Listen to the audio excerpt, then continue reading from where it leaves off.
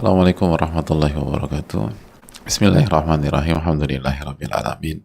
Wa bihi nasta'in ala umuri dunya waddin. Wassalatu wassalamu ala asyrafil anbiya wal mursalin wa ala alihi wa sahbihi wa man sara ala nahjihi bi ihsanin ila yaumiddin wa ba'd.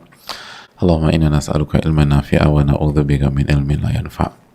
Hadirin Allah muliakan, alhamdulillah kita panjatkan puji dan syukur kita kepada Allah Tabaraka wa Ta'ala atas segala nikmat dan karunia Allah berikan kepada kita, sebagaimana salawat dan salam semoga senantiasa tercurahkan kepada Rasulullah alaihi salatu wassalam beserta para keluarga, para sahabat dan orang-orang yang istiqomah berjalan di bawah naungan sunnah beliau sampai hari kiamat kelak. Hadirin Allah muliakan, alhamdulillah kita bersyukur kepada Allah Subhanahu wa Ta'ala atas nikmat yang Allah berikan kepada kita sehingga kita bisa bersua, sehingga kita bisa kembali bersama para ulama-ulama kita dalam karya-karya beliau atau karya-karya mereka yang menjadi jembatan bagi kita mengenal Allah Subhanahu wa Ta'ala, mendekat kepada Allah Subhanahu wa Ta'ala, dan ini membuat hidup kita menjadi berwarna, bernilai, bermakna, dan itulah yang dicari oleh banyak orang dalam hidup ini, bahkan semua orang dalam hidup ini.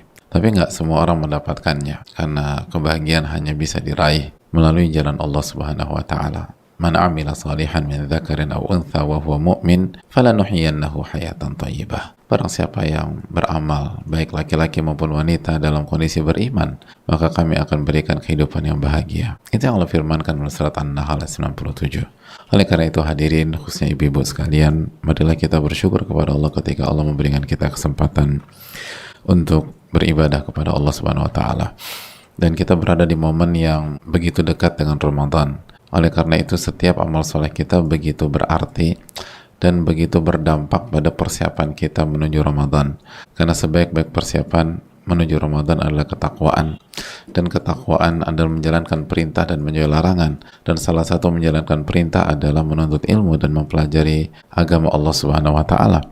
Maka Allah berfirman, wa tazawwadu fa inna khairu zadi taqwa, dan berbekal dan bersiaplah, dan sebaik-baik bekal dan persiapan adalah ketakwaan. Maka hari-hari ini ketika kita isi dengan ibadah, kita isi dengan beramal, kita isi dengan takarrub, ini bukan hanya membuat kita mendapatkan pahala, tapi juga membuat bekal kita memasuki Ramadan menjadi semakin komplit dan semakin baik. Dan itu dampaknya sangat besar hadirin sekalian, dan semoga kita bisa mendapatkan hal itu semua. Amin ya rabbal alamin. Lalu selalu minta ilmu yang bermanfaat, ilmu yang benar-benar merubah kita, ilmu yang benar-benar menjadikan kita jauh lebih baik lagi. Dan ulama kita mengatakan, sebagaimana ucapan itu dibawakan juga oleh Abu Nuaim dalam Hilyatul Auliya, bahwa ilmu itu yusabu min qibali al-makhlukin. Ilmu itu didapat dari sisi makhluk, tapi manfaat atau ilmu yang bermanfaat itu hanya bisa didapatkan dengan pertolongan Allah, dan hanya bisa didapatkan dari sisi Allah Subhanahu wa Ta'ala. Oleh karena itu hadirin Allah muliakan, barang siapa yang ingin punya ilmu yang bermanfaat, maka dia harus banyak berdoa kepada Allah, harus banyak meminta pertolongan kepada Allah, karena ilmu yang bermanfaat hanya bisa dengan pertolongan Allah, nggak bisa dengan logika kita, nggak bisa dengan kecerdasan kita, nggak bisa dengan daya hafal kita, nggak bisa dengan pemahaman kita semata, nggak bisa hanya dengan pengalaman kita semata, nggak bisa. Ilmu nafi hanya bisa dengan pertolongan Allah Subhanahu wa Ta'ala. Maka semoga Allah memberikan pertolongan kepada kita, amin ya rabbal alamin. Allahumma inna nas'aluka ilman nafi'a wa na'udzubika min ilmin la yanfa'. Ya Allah, berikanlah kami ilmu yang bermanfaat dan lindungilah kami dari ilmu yang tidak bermanfaat. Allahumma 'allimna ma yanfa'una wanfa'na bima 'allamtana ya Rabb. Ya Allah, ajarkan kami ilmu yang bermanfaat dan berilah manfaat dari apa yang Kau ajarkan kepada kami. Hadirin dan ibu-ibu sekalian, kembali kita bersama Al-Wabilus Thayyib. Kembali kita bersama Al-Wabilus Thayyib, buah karya dari Al-Allamah Ibnul Qayyim rahimahullahu ta'ala, yang buku ini kita pelajari agar kita bisa meladani Nabi kita Sallallahu Alaihi Wasallam, khususnya dalam menata jiwa, menata hati, dan mengingat Allah Subhanahu Wa Ta'ala. Mengingat Allah, karena kita butuh ini semua. Kita butuh ketenangan ibu-ibu dalam hidup. Kita butuh ketenangan di dalam hidup, dan tenang itu hanya dengan mengingat Allah. Ala bi dzikrillahi tatmainnul qulub. Ketahuilah dengan mengingat Allah hati itu jadi tenang. Dan semoga kita termasuk orang-orang yang Allah berikan ketenangan di dunia dan di akhirat. Amin ya rabbal alamin. Hadirin Allah muliakan, pada kesempatan kali ini kita kembali melanjutkan dengan sebuah ungkapan seorang ulama besar, atau kalimat yang diriwayatkan dari para ulama klasik kita, yang dibawakan Al-Alama Ibnul Qayyim rahimahullah ketika beliau menyampaikan waqala ba'du salaf. Berkata sebagian ulama klasik, berkata sebagian generasi terbaik, dan diantaranya ucapan ini diriwayatkan dari Mu'adz bin Jabal. Bisa dicek dalam Musannaf Ibn Abi Syaibah atau Tabrani dan lain-lain. Apa nasihat dari mereka jamaah sekalian? Kata mereka, Ibna Adam, wahai anak Adam, anta muhtajun ila nasibaka minad dunia. Engkau tuh butuh bagianmu dari dunia. Wa anta ila nasibika minal akhirati ahwaj. Jadi waktu yang sama, kebutuhanmu terhadap akhirat itu jauh lebih besar, jauh lebih urgent, jauh lebih penting. Jadi ulama ingin menjelaskan kepada kita ibu-ibu sekalian bahwa kita ini masih manusia kok, gitu loh. Kita punya banyak kebutuhan, dan nggak semuanya kebutuhan itu kebutuhan untuk akhirat. Nggak semua kebutuhan harus kita penuhi itu semuanya kebutuhan akhirat. Ada kebutuhan dunia, kita harus makan, kita harus istirahat. Istirahat kan kebutuhan dunia, hadirin. Makan itu kebutuhan apa kalau bukan kebutuhan dunia?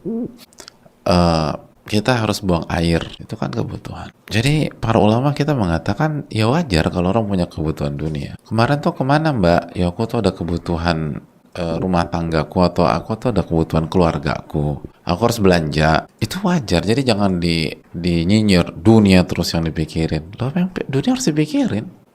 Dunia itu harus dipikirkan, hadirin. Itu kebutuhan yang nggak bisa dielakkan, dan itu diakui oleh para ulama.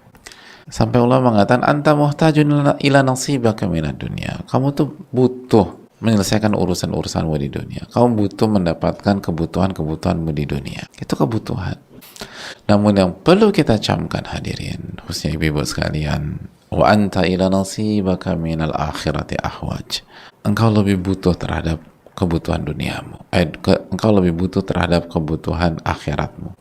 Kebutuhan akhiratmu lebih urgent, kebutuhan akhiratmu lebih penting, kebutuhan akhiratmu lebih harus diprioritaskan. Jadi hadirin Allah muliakan, silakan urus urusan dunia kita, tapi kebutuhan akhirat kita jauh lebih penting.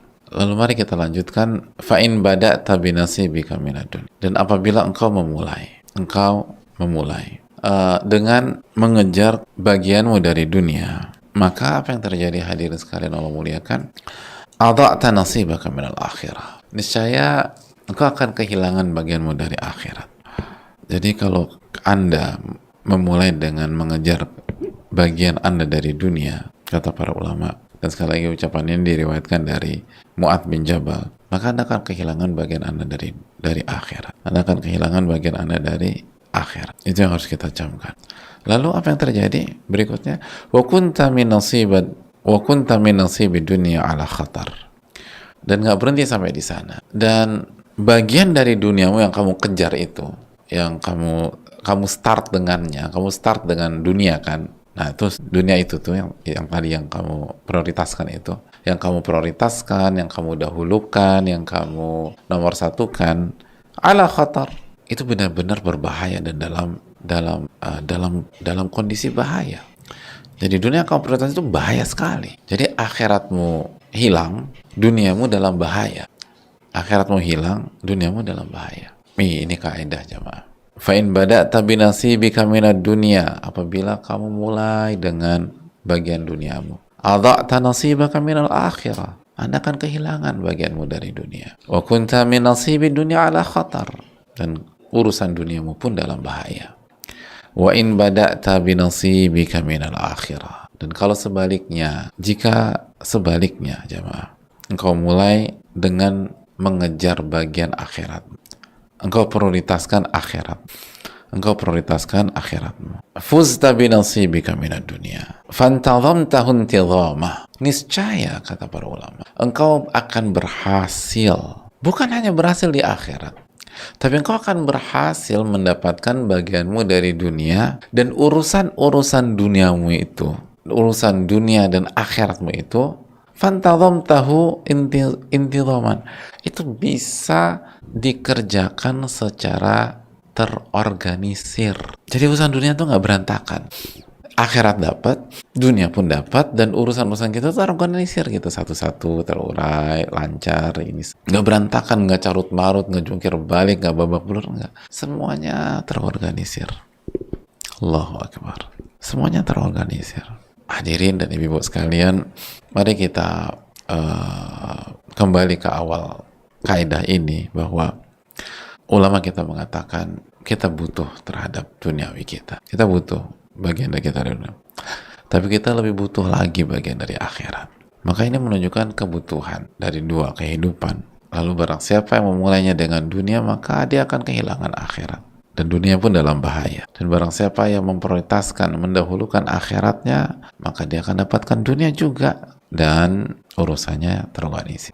Jadi ini kan bukan berarti orang yang sudah belajar, ibu-ibu yang sudah ngaji, ibu-ibu yang sudah berhijrah, ibu-ibu yang sudah berusaha mendekat kepada Allah, itu meninggalkan urusan dunia. Enggak. Kita butuh dunia, jamaah. Tapi yang diminta oleh Allah Subhanahu wa Ta'ala, yang diminta oleh Rasulullah SAW, yang diminta oleh para ulama kita, tolong jangan salah dalam menentukan skala prioritas untuk kebaikan Anda sendiri. Ya tapi aku kan mau berhasil di dunia dan akhirat. Oh benar ya mau berhasil? Ya aku tuh pengen Pak Ustadz. Jangan salah menentukan skala prioritas. Jangan salah menentukan skala prioritas. Ada yang mengatakan, Pak Ustadz kalau misalnya akhirat terus, kapan dunianya Pak Ustadz? Yang pertama, konsep mana yang akhirat terus? Artinya yang 74 jam harus ngurusin akhirat pure gitu, nggak boleh ngurusin dunia. Siapa yang mengatakan demikian? Ini para ulama, ini para sahabat mengatakan demikian. Kita tuh butuh dunia. Yang diminta itu prioritaskan. Yaitu itu juga tuh Pak Ustadz, kalau prioritaskan nanti dunia kita gimana? Dunia akan dapat. Itu janji Allah dan Rasulnya. Kalau Anda ingin mendapatkan dunia, nomor duniakan dunia, itu poinnya. Kalau hadirin ingin mendapatkan dunia secara terorganisir, bukan hanya dapat rapi loh, mainnya tuh rapi banget. Solusinya justru nomor duakan dunia. Dan sebaliknya, kalau hadirin sekalian, kalau ibu-ibu sekalian ingin dunia ibu-ibu berantakan dan akhirat berantakan, ada yang ingin kayak gitu nggak? Kalau saja ada orang seperti itu. Aku tuh pengen nih sekali-sekali duniaku berantakan Pak Ustadz. Nah prioritaskannya dunia. Berantakan semua. Enggak, tapi kalau dia sukses dalam bisnisnya, emangnya dunia cuma bisnis ya ibu? Rumah tangga tuh bukan kehidupan dunia. Keluarga tuh bukan kehidupan dunia.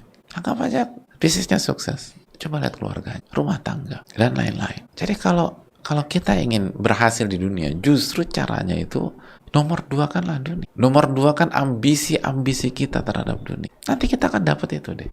Makanya banyak kalau pengalaman saya pribadi ya, ada banyak orang yang saya dengar langsung itu mereka tuh bilang gini, dulu itu saya itu ngejar ini nggak dapat. Tapi setelah saya kembali kepada Allah, tobat kepada Allah, terus berusaha menjalankan tuntunan Nabi SAW, dapat itu. Dan lebih enak malah, saya nggak ngotot secara jiwa, dapat itu.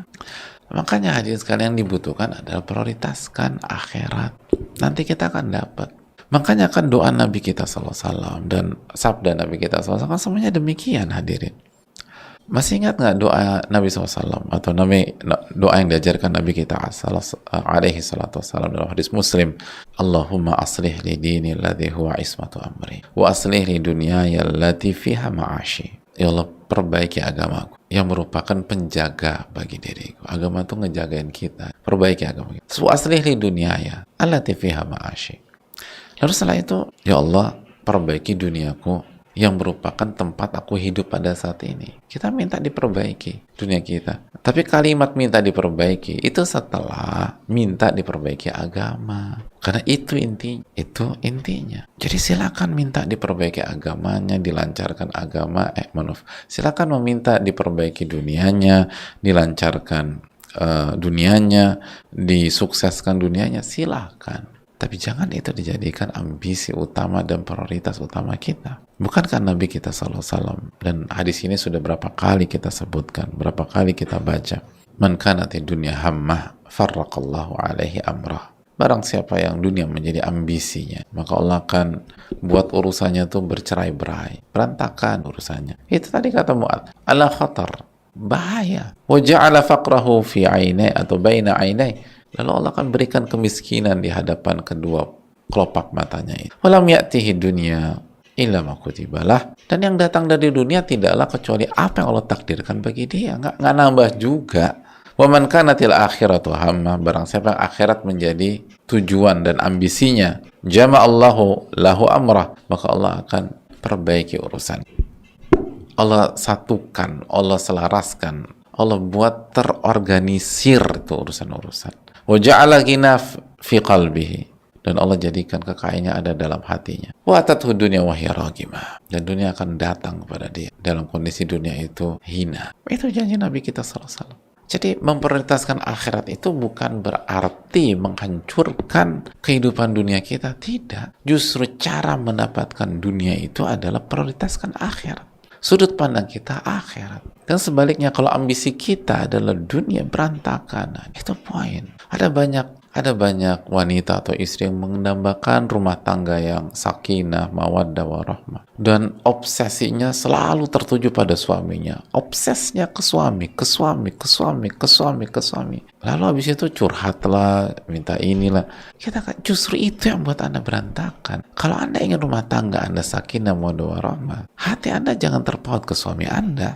Hati Anda terpaut kepada Allah dan fokus apa perintah Allah yang harus saya kerjakan, apa larangan Allah yang harus saya hindari. Seberapa dalam cinta saya kepada Allah Tabaraka wa Ta'ala. Nanti dengan sendirinya rumah tangga kita Allah perbaiki dan Allah akan buat teratur. Adapun kalau hidup kita obses ke suami terus, ya siap-siap berantakan. Bukan begitu caranya. Bahkan kita dapat suami yang baiknya minta ampun pun gak akan bisa menolong kita. Karena ini bukan tentang suami kita, ini tentang kita dengan Allah Tabaraka wa Ta'ala. Kita akan tetap merasa jadi wanita paling menderita, paling bodoh, paling sengsara, paling gak beruntung. Padahal kalau orang lain melihat kita, dan orang lain tuh tahu persis, orang-orang terdekat kita ngelihat, mereka akan bilang, ya Allah beruntung banget ya punya suami kayak itu, beruntung banget ya hidup kayak begitu, beruntung banget ya. Tapi dia nggak pernah merasakan keberuntungan itu. Padahal jelasnya suaminya baik, haknya dipenuhi. Kenapa? Alasannya karena dia memprioritaskan suaminya dibanding Allah Tabaraka wa Ta'ala. Itu masalahnya. Kalau Anda ingin rumah tangga Anda bahagia, sakinah, jangan ada satupun yang Anda prioritaskan di atas Allah Subhanahu wa Ta'ala. Itu yang Allah firmankan dalam awal surat Al-Hujurat. Ya ayyuhalladzina amanu la tuqaddimu baina yadayillahi wa rasulih. Orang-orang yang beriman, jangan nomor satukan siapapun di atas Allah dan Rasulnya. Jangan dahulukan siapapun di atas Allah dan Rasulnya. Allah larang, jangan mulailah dengan Allah dan akhiri dengan Allah Subhanahu wa Ta'ala. Mulailah dengan akhirat kita dan tutup dengan akhirat kita. Jadi justru kenapa Pak Ustaz aku kok begini banget, padahal aku tuh sudah prioritaskan suamiku. Itu masalahnya, Mbak. Loh, bukannya suami harus diprioritaskan? Ya, suami harus diprioritaskan dibanding teman. Suami harus diprioritaskan dibanding kerjaan. Tapi kalau Allah Tabaraka wa Ta'ala, Rasulnya SAW, lalu kehidupan akhirat kita, lalu Anda memprioritaskan suami Anda di atas itu semua, ya itu yang membuat Mbak berantakan. Itu yang membuat Mbak hancur. Karena kita prioritaskan kehidupan dunia kita dibanding akhirat. Dan itu yang kata Nabi SAW, wa ja'ala faqrahu baina 'ainai. Allah akan kasih kemiskinan di depan matanya itu. Jadi walaupun dia punya semua, tetap aja dia paranoid, merasa ketakutan ini, ketakutan itu, merasa sendiri, makanya salah satu masalah besar banyak pihak kan kesepian di tengah keramaian. Dan itu terjadi. Dia merasa kesepian padahal dia berada di tempat yang ramainya minta ampun. Dia nggak merasakan itu. Kenapa itu terjadi? Ya karena orientasinya dunia. Itu banyak wanita hidupnya kayaknya menderita aja, kayaknya nggak pernah cukup aja karena ia belum punya anak. Maka ia lupa menikmati, dia lupa mensyukuri nikmat yang Allah berikan selama ini karena dia fokus gimana cara dapetin anak, gimana ikut program mendapatkan anak terus obsesnya kan. Dia pikir kalau dia punya anak, dia akan bahagia. Akhirnya Allah kasih. Programnya berhasil, dia punya anak. Setelah punya anak bahagia? Enggak bahagia juga. Loh, kok bisa sih? Ya karena itu poinnya. Dia menomorsatukan manusia, dia menomorsatukan kehidupan dunia, anaknya segalanya. Hadirin Allah, marilah kita perbaiki. Ini tentang dengan siapa kita memulai dan siapa yang kita prioritaskan, siapa yang kita nomor satukan. Allah taala bisawab. Kita buka sesi tanya jawab. Wassalamualaikum warahmatullahi wabarakatuh. Waalaikumsalam warahmatullahi wabarakatuh. Semoga Allah menjaga Ustadz dan keluarga dan kaum muslimin dimanapun berada. Amin ya rabbal alamin. Wa iyyakum. Dan jangan lupa doakan Al-Allamah Ibnul Qayyim rahimahullah ta'ala. Kita belajar dari karya beliau. Beliau punya hak kita doakan. Semoga Allah merahmati beliau, keluarga beliau, guru-guru beliau, dan seluruh kaum muslimin dimanapun berada. Izin bertanya, materi pekan lalu Ustadz, bagaimana cara kita menjual dunia tersebut? Jazakallahu khair atas jawabannya. Allah ta'ala bisa. Jelas poinnya tuh bukan mengarah ibu-ibu suruh buka kios atau toko di sebuah pasar atau jualan online dan lain sebagainya.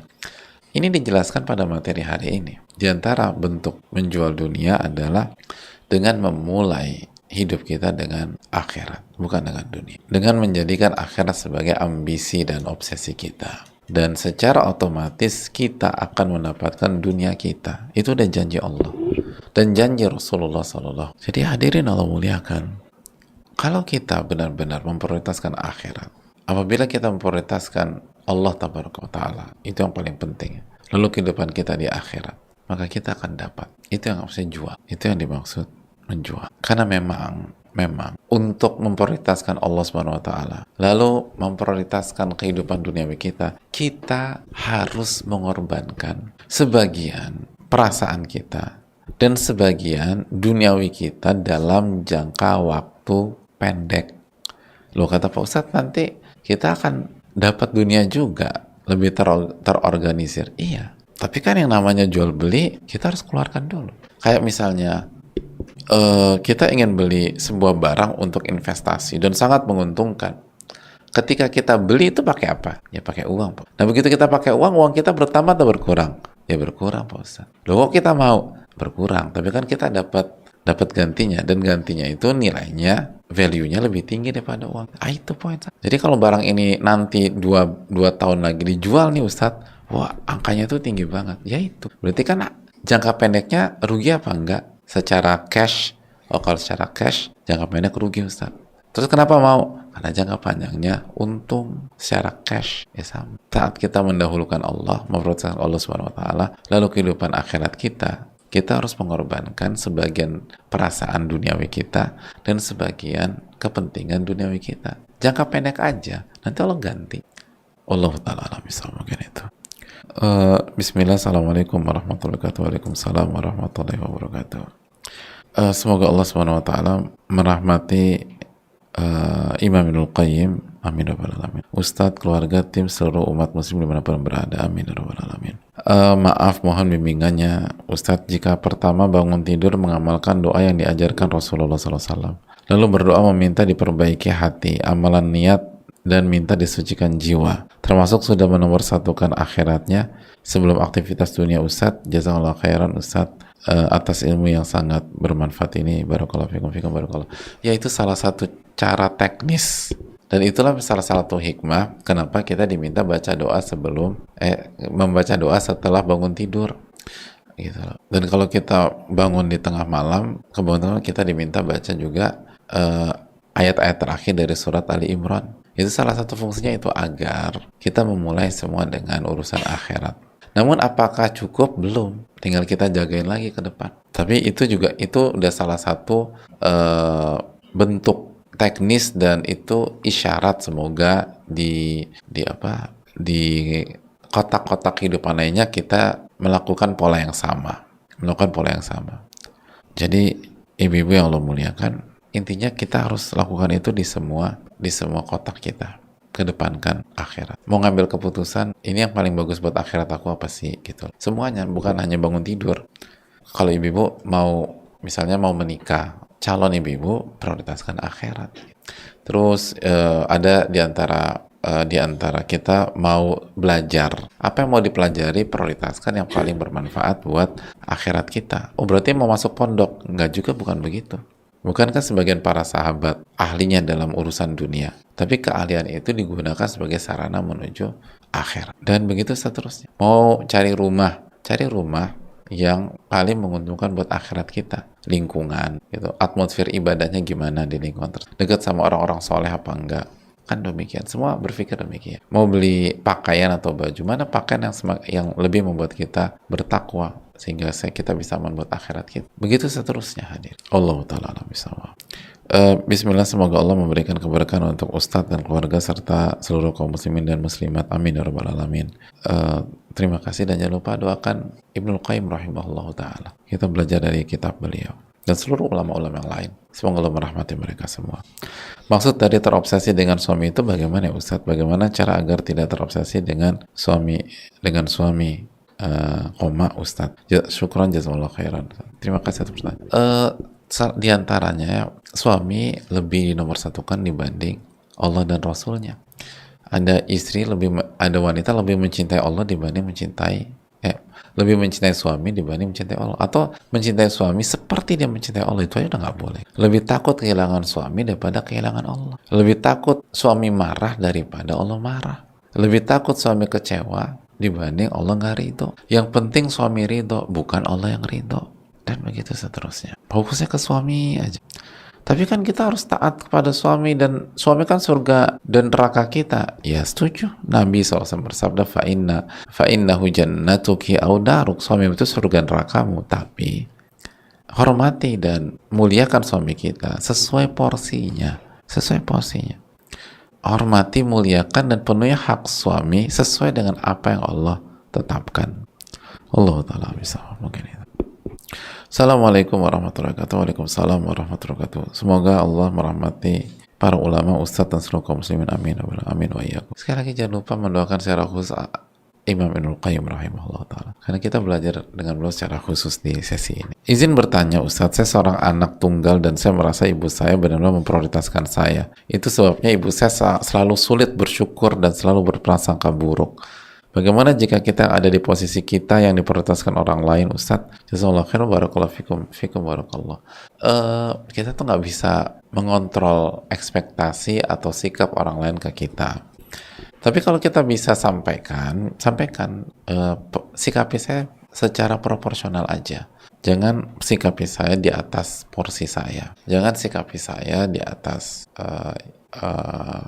level saya. Makanya kan katanya la tutruni kama atratin nasara Isa bin Maryam, jangan berlebih-lebihan dalam memuji saya, kata Nabi SAW. Jadi orang-orang baik, orang-orang soleh, dan yang pertama kali itu Rasulnya SAW itu nggak mau disikapi di atas porsinya. Itu yang pertama. Tapi kita pun juga seringkali nggak punya kemampuan untuk menyampaikan itu ke setiap orang. Itu. Lalu yang kedua, kalaupun kita sampaikan, belum tentu orang itu berubah. Maka tugas kita hanya menyampaikan semaksimal mungkin, jangan sampai berlebihan. Lalu setelah itu tawakal Allah dan tetap fokus pada kotak kita, fokus pada perintah dan larangan Allah kepada kita. Nggak usah ngurusin orang lain. Dan jangan terpedaya, jangan tenggelam dalam euforia, jangan menikmati yang bukan porsi kita, dan jangan tenggelam dalam itu semua. Fokus aja, jadi diri kita dan jadi hamba Allah, tetap tawadhu. Dan kalau kita bisa nolak yang berlebihan, tolak. Mohon maaf saya nggak pantas diperlakukan seperti ini, dan lain sebagainya. Allah ta'ala bisa kita. Assalamualaikum warahmatullahi wabarakatuh. Waalaikumsalam warahmatullahi wabarakatuh. Semoga Allah merahmati Ibnul Qayyim dan para ulama kita. Semoga Allah menjaga dan merahmati Ustadz, keluarga, panitia kajian muslimin. Amin wa iyyakum. Ustadz, Anda diuji dengan dosa yang sama selama setahun ini dikala tidak bersama dengan teman dan guru. Mohon nasihat dan doanya Ustadz. Sangat menyakitkan untuk terjatuh kembali dan jauh dari Allah saat sudah mendaki dan berusaha taat. Syukran wa jazakallahu khairan wa iyyakum. Wafaqanallahu lima yuhibbu wa yarda.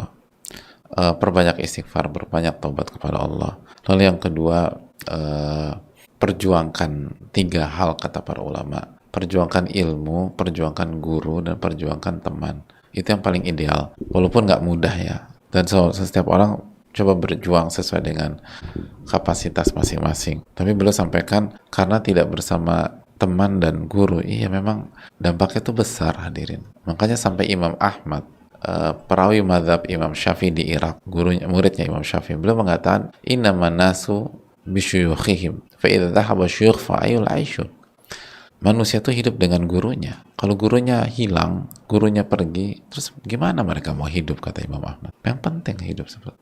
Jadi coba perjuangkanlah, mendekat dan dekat dengan teman-teman yang soleh, yang bertakwa kepada Allah, yang berani mengingatkan kita, yang berjuang bersama kita untuk lebih mengenal Allah, lebih menyayangi Allah, dan disayangi oleh Allah Subhanahu wa Ta'ala. Wallahu ta'ala misal. Mungkin itu hadirin sekalian, dan sebelum saya tutup kembali saya ingatkan, waktu kita dengan Ramadan tinggal sebentar lagi. Lakukan persiapan yang baik, lakukan persiapan yang maksimal, minta pertolongan kepada Allah, perbanyak istighfar, perbanyak taubat kepada Allah, lalu bersihkan hati kita, bersihkan jiwa kita, lapangkan dada kita, karena itu sangat membantu kita di Ramadan. Lalu mulailah tingkatkan amalan-amalan yang akan kita kerjakan secara klimaks di Ramadan. Makanya Nabi SAW memperbanyak puasa di bulan Sya'ban. Lalu juga para ulama mengatakan syahrul Sya'ban syahrul qurra, bulan Sya'ban adalah bulannya para pembaca Al-Quran, para qari-qari Al-Quran. Jadi hari-hari ini kita harus banyak baca Al-Quran, ditambah porsinya. Lalu tetap jaga puasa sunnah kita. Lalu kembali latihan berinfak dan bersedekah, dan semoga Allah memberikan taufik kepada kita. Saya rasa cukup sampai di sini. Jazakallahu khairan. Subhanakallahumma wa bihamdika, la ilaha illa anta, astaghfiruka wa atubu ilaik. Assalamualaikum warahmatullahi wabarakatuh. Syukran.